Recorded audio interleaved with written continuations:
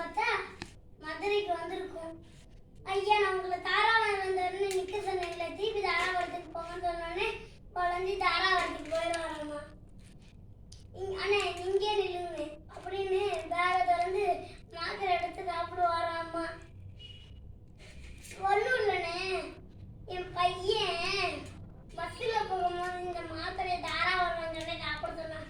மதுரைக்கு தான் போகணும் போங்கன்னு அந்த அது ப்ளஸ்